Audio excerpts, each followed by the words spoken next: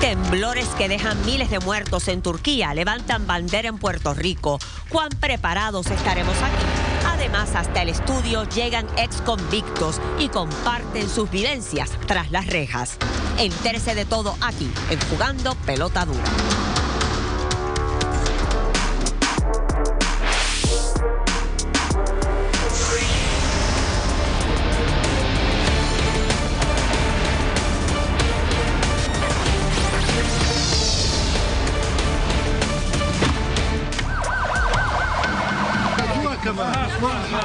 Çıkacak buradan. 28 kişi. Zaten kafamızı nereye çek?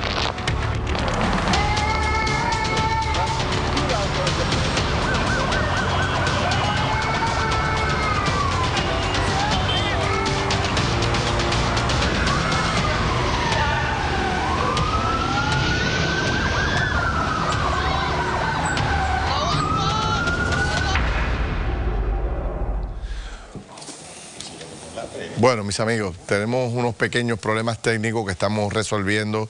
Llevamos unos minutos fuera del aire, pero nada, ya estamos aquí en la casa de todos ustedes y le agradecemos la paciencia para poder compartir con nosotros este programa que promete, porque vamos a aprovechar este terrible momento que está viviendo Siria y también Turquía, donde están, bueno, miles de personas atravesando por un momento terrible, muertes, destrucción, y queremos analizar lo que está pasando en Puerto Rico, aprovechar la coyuntura para ver si Puerto Rico ha dado pasos de avanzada sobre este tema y no nos coja nuevamente un fenómeno como este y nos cree tremendos problemas y también muertes.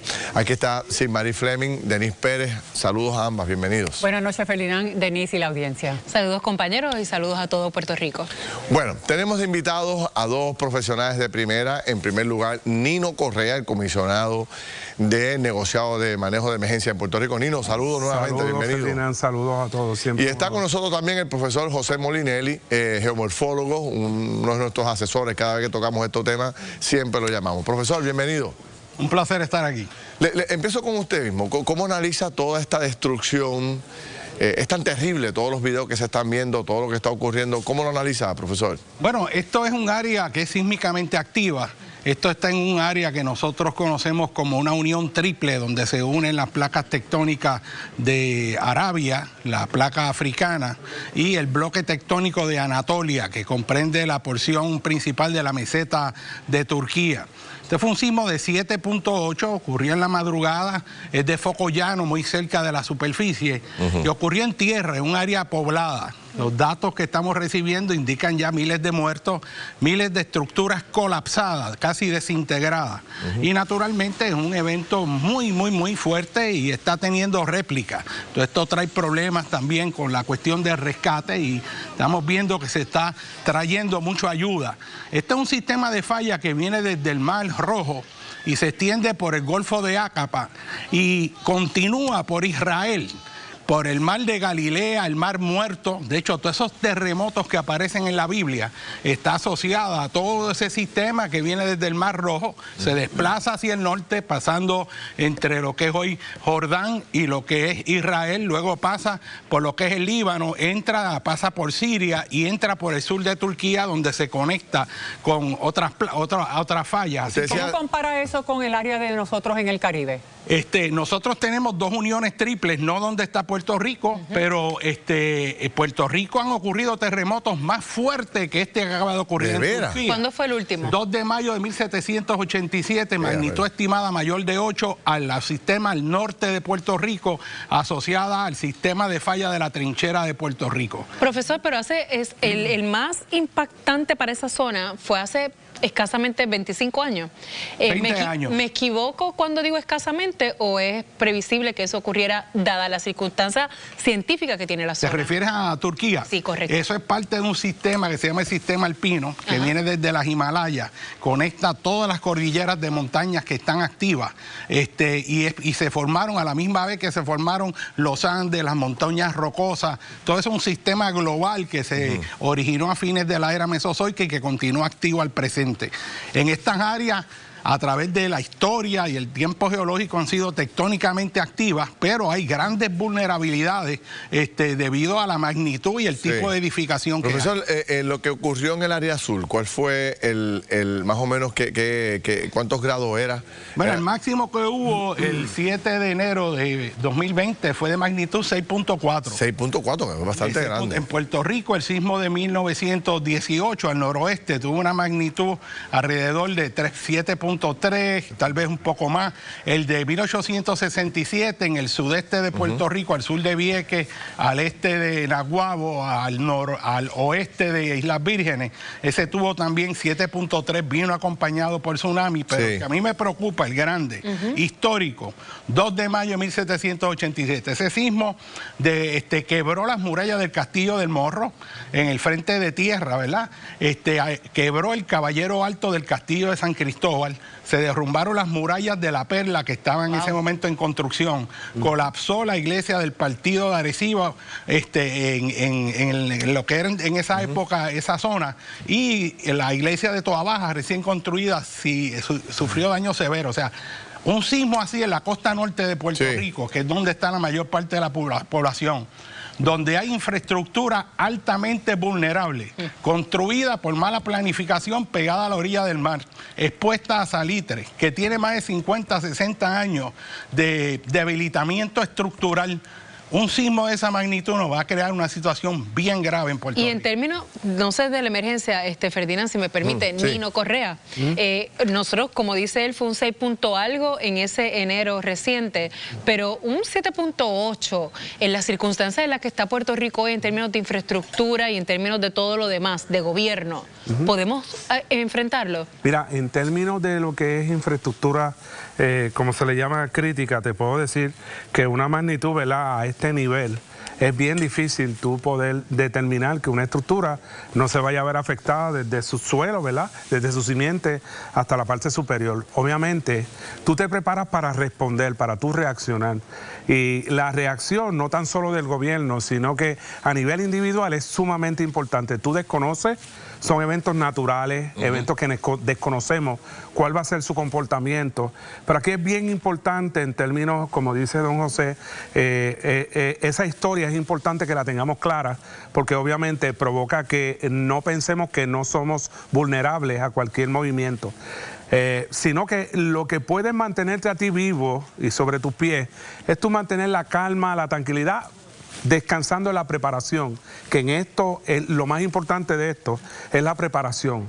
¿Cómo vamos a responder si nos toca ese evento? Ahora, en términos del gobierno, pues, obviamente nosotros hacemos lo propio, estamos preparados, hay un gran grupo de trabajo, a papá Dios nos ha permitido anteriormente salir fuera de nuestra isla, ver eventos y atender, ¿verdad?, eventos aquí locales, pero realmente la importancia de estar preparado. Ahora, Nino, yo te quería preguntar si, ¿verdad?, después de María, después de los temblores, si la reconstrucción de Puerto Rico va a tomar en consideración, ¿verdad?, que las estructuras que se construyan cumplan con los requisitos de afectarse o de recibir el impacto de un terremoto. Mira, realmente, Ferdinand, ¿hay cambios en esa infraestructura o se quedó? En relación al cambio y códigos de construcción, sí existen en nuestra isla. Hay códigos de construcción que obviamente se descansan en que sean lo mejor posible, ¿verdad?, para que vayan a favor nuestro. Pero en términos aquí de la preparación, que es lo que nos toca, nosotros tenemos una campaña que acabamos de comenzar donde estamos proponiendo que toda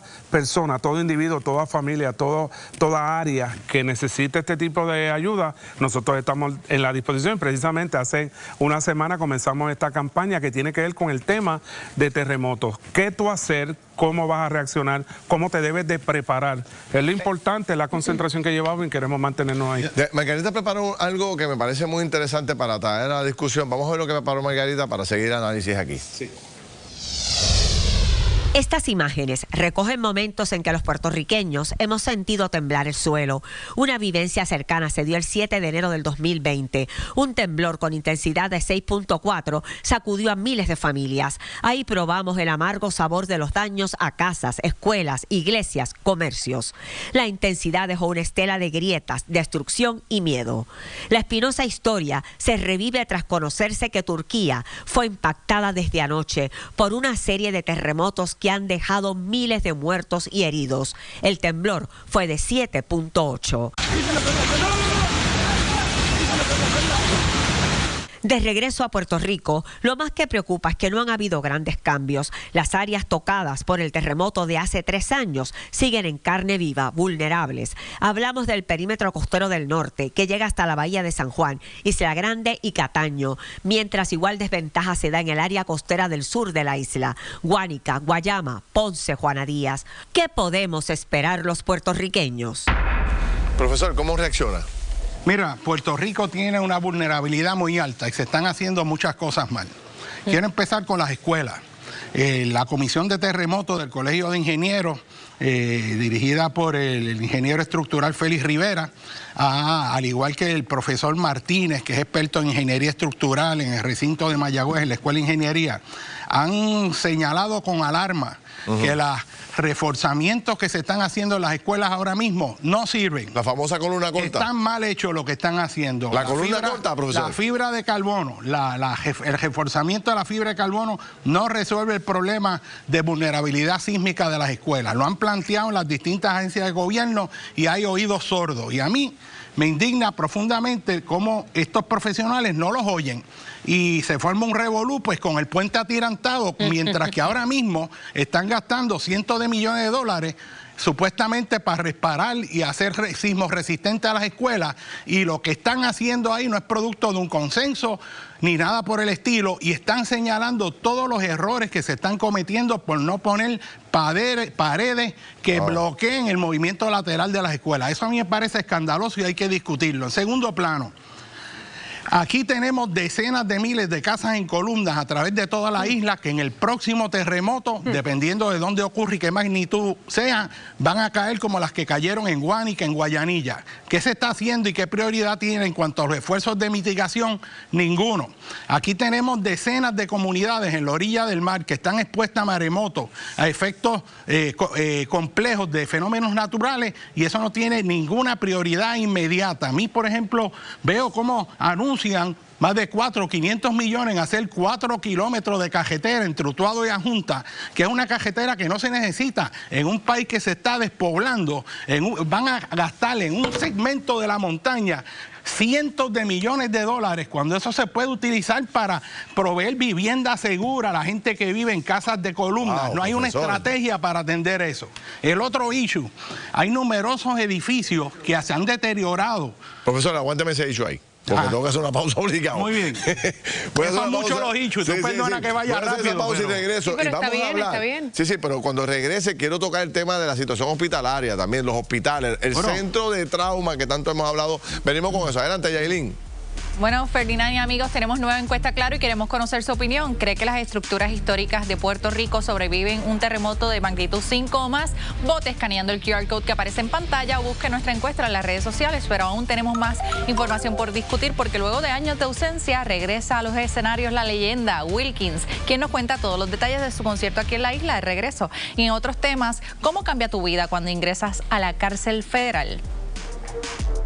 La libre comunidad de alta notoriedad, en este caso público, que lo meten preso. No todo el mundo puede tener el standing, la fortaleza de controlarse, ¿verdad? Lo van a meter en una nevera que se llama. Están mirando con unas cámaras por todas partes, hay cámaras en todas partes. Quitan toda la ropa y ahí es que empieza la cosa, a darte cuenta de que ya tú no te mandas. Regresamos luego de esta corta pausa. Bueno, mis amigos, regresamos a este importante tema que estamos tocando aquí con el profesor Molinelli, también está Nino Correa, Silmarí y Denis Pérez. Estamos conversando, dejamos sobre el tintero aquí un planteamiento que usted va a hacer, y traigo al juego también al doctor Pablo Rodríguez del Hospital de Trauma, pero usted estaba terminando una línea muy interesante de lo que estaba haciendo. Lo voy a dejar hablar, pero déjeme traer la historia de don Pablo Rodríguez para incorporarla, que es una entrevista que le hace Margarita Ponte al director del Centro de Trauma. ¿Por qué traigo esto? Porque cuando empezaron los temblores en el área sur, una de las áreas que todo el mundo identificó como área vulnerable era el Hospital de Trauma, centro médico, que no resiste, no tiene la infraestructura para eso. Y se habló de construir uno nuevo. ¿Qué ha pasado? Vamos a ver si ya tenemos la historia para poder publicarla. No sabemos, sino cuando nos acostemos hoy, qué va a pasar mañana. Esta preocupación mía es una preocupación de años. que vengo abogando por un hospital sismorresistente. El problema es que si hay un terremoto de esta magnitud en Puerto Rico, el centro donde está el centro de trauma se va a colapsar. Lo dicen tres ingenieros estructurales, ingenieros civiles especialistas en estructura, que dice que ese hospital no va a aguantar, ¿verdad?, el insulto, el embate de un terremoto como el de allá. El hospital de trauma, ¿dónde está hoy? ¿Qué se ha hecho? Bueno, ¿verdad? Se ha comentado, el gobernador lo hemos visto comentado muchas veces el hospital de trauma. Todavía están en una fase de, ¿verdad?, en alguna fase que yo en realidad no conozco. Pero la verdad es que cada vez nos acercamos más a ese terremoto y nos alejamos más del hospital. Si se hubiese empezado a construir cuando lo hablamos, ya lo tuviéramos. Y el problema es que un día nos vamos a levantar con esta situación. Y yo espero que la primera vez que nos entrevistemos no sea de lamento por no haber hecho un hospital, ¿verdad?, que amerita, porque es que la estructura de Puerto Rico no lo aguanta. Hay un estudio que lo dice, se va a caer ese hospital. ¿Qué les parece? Nino, profesor. Bueno, José Martínez Cruzado hizo el estudio del centro médico. Está pasado de hace tiempo que hacer un nuevo centro médico en Puerto Rico tenga prioridad número 1. En caso de un desastre terremoto, no va a haber infraestructura en el centro médico, porque si es fuerte y afecta a San Juan, puede colapsar la misma estructura. ¿Cómo es posible que la prioridad sea más cemento para cajeteras que no se necesitan? Yo veo una falta de foco y de priorización con lo que es verdaderamente importante en Puerto Rico. El centro médico debe tener prioridad 1 para tener un superhospital siglo XXI, que a fin de cuentas es donde mandan a todos nosotros cuando estamos graves, porque los hospitales regulares, muchos de los cuales están quebrando y van a estar dependiendo de ese centro médico, y ahí están haciendo de tripas corazones. Eso se pasa de línea. Así por el estilo, hay un montón de elementos de planificación. Fíjate, el no planificar hace que le compliquemos el trabajo a Nino. Nino, con lo que va a bregar es con el desastre de planificación, con los edificios que se cayeron, porque se construyeron mal o se ubicaron en el sitio que no hay. Nino va a tener que bregar con las escuelas mal reforzadas, que van a estar aplastando a nuestros hijos y los maestros. Y eso es una realidad que nosotros no debemos darnos el lujo de tener que enfrentar, y que nos quedemos con la idea de que pudimos haber hecho algo y no lo hicimos. Y yo en este medio hago responsable al gobernador de Puerto Rico que oiga este mensaje, que tome las riendas como gobernador y exija a los funcionarios que trabajan para él a establecer las prioridades verdaderas del pueblo de Puerto Rico. Y esas son los hospitales, la vivienda, salirnos de las áreas de alto riesgo e integrar a través de un proceso inteligente de planificación, y no la barbaridad que quieren aprobar con el reglamento conjunto, que lo que hace es abrir la puerta para que cualquiera construya donde le dé la gana, que construyas en zonas inundables, que pongas usos incompatibles, un desorden de planificación para que se construya a lo loco. O sea, eso es prioridad. ¿Y cómo es posible que en el siglo XXI, teniendo esta ventana de oportunidad de todos esos recursos para volver a crear un nuevo Puerto Rico con una visión del siglo XXI, volver a planificar bien, reconstruyendo los cascos urbanos, salvando nuestros campos, haciendo una sociedad resiliente, integrada, que tenga un modelo con una visión que verdaderamente lance a Puerto Rico como punta de lanza y ejemplo en el mundo de cómo se hacen bien, como se hizo en la década de 50, que fue Puerto Rico se levantó y fue un ejemplo en esa década de cómo se hacen las cosas y un país echa para adelante. Esta es la coyuntura, están los fondos, está la gente que sabe, pero tienen que oír y tiene que haber la visión. Nino, ¿verdad? Hemos escuchado históricamente al profesor con esos planteamientos, y yo no sé, caer en oídos sordos, pero en la parte que tú planteas, en la parte que tú representas, que es la búsqueda y el rescate, nosotros hemos preparado, o sea, tú has ido fortaleciendo esa área, han comprado equipo nuevo, ¿cómo te sientes? Ferdinand, aquí lo importante es que ya hemos vivido eventos que tenemos una experiencia adquirida. Tuvimos ese temblor en el 2020, que levantó un precedente importante de mantenerse vivo, de mantenerse preparado. Y en ese sentido, no tan solo el gobierno, hay que llevar y llegar a la comunidad, porque realmente tú ves estos eventos y ves estos videos y obviamente las situaciones que han habido en otros lugares y ya en nuestra isla. No tenemos que ir al evento del 1918 para hablar de un terremoto, sino que lo tuvimos en nuestra isla. Sabemos que aquí la preparación es crucial y nosotros estamos concentrados en llevar esa preparación a la comunidad, a las personas, a donde quiera que sea necesario. Nosotros vamos a estar ahí junto con la preparación del gobierno para responder. Precisamente, usted habla de preparación, pero no es lo mismo un huracán que un terremoto. Definitivo. Y de la manera en que las personas van a reaccionar, porque no importa cuán preparado uno esté, el terremoto te va a sacar de concentración, porque no vas a saber qué hacer, por más que te lo hayan dicho muchas veces. No, así que por no es lo mismo. Por eso mismo, dependiendo del tipo de evento que tú atiendas, el hecho de que tú estés preparado no significa que tú no vas a responder de la manera que no es. El tú tener el mínimo de conocimiento hace la diferencia entre la vida y la muerte de una persona. Sí. Es como tú reaccionar. Y por eso hay algo que es importante, que te lo trae precisamente lo que puede hacer un movimiento sísmico, lo que puede hacer un evento de lluvia. Y es la calma, la tranquilidad en tú tener el conocimiento de qué tú vas a hacer y cómo vas a responder. Difícil mantener la calma. Bien difícil, pero se puede. Te puedo decir que dentro de la preparación, el diálogo es algo que hay que llevarlo. Hoy mismo hay gente que ven estos escenarios y obviamente te crean una situación que el diálogo tiene que ir por encima de cualquier cosa de parte yo quiero de esa recordar y aprovecho para recordárnoslos a nosotros como equipo, porque a veces con tanto ajoro y tanta noticia se nos van las cosas. Una de las prioridades fundamentales de este programa era apoyar la construcción del nuevo centro de trauma. Así es. Y tengo que castigarme a mí mismo y decir que se nos había olvidado, porque la verdad es que con tantos revoluciones en Puerto Rico se nos pasó. Pero yo voy a retomar ese tema. Me comprometo con Puerto Rico, con usted, para retomar ese tema y volver a sentar en esa mesa a los responsables, a ver si aceleramos el proceso. Porque mire que hablamos y hablamos. Esto lo prometió Wanda Vázquez. Se paró los chavos. Llegó Pierluisi y dijo que lo iba a construir y ahora nos dice el doctor Pablo Rodríguez que todavía está en un proceso. Yo sé que las cosas comen tiempo, pero o sea, en Puerto Rico hay que acelerar las cosas. Está el dinero ahí.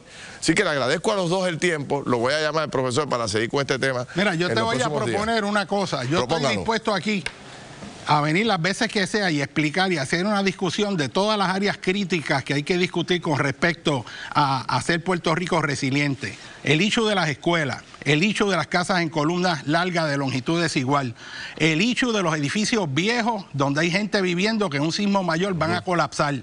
La preparación es importante, pero si se te cae el edificio encima y tú estás dentro de él, no hay preparación que valga. Es clave que el edificio aguante. Y es hora de traer estos issues y que el país entienda el alto riesgo. Y yo no quiero quedarme en mi mente con la idea que pude haber dicho algo que no dije. Así que yo me pongo a la disposición de este programa. Todas las veces que quiera discutir estos issues, los discutimos, y si hay que ir a un debate con alguien lo hacemos, pero hay que hacerlo. Lo vamos a hacer, lo vamos a hacer. Gracias a los dos, se los agradezco, Nino, para adelante. Voy con Yailin y regreso con otro tema que está súper interesante. Así es, Ferlina, amigos, ya está en nuestros estudios el divo del rock mántico, nuestro querido Wilkins, para darnos todos los detalles sobre su concierto aquí en la isla. ¿Habrá sorpresas? Nos cuenta. Además, ¿hasta dónde llegan los derechos de un confinado? Con esta discusión regresamos y más informaciones luego de esta otra pausa. Esto es Jugando Pelota Dura.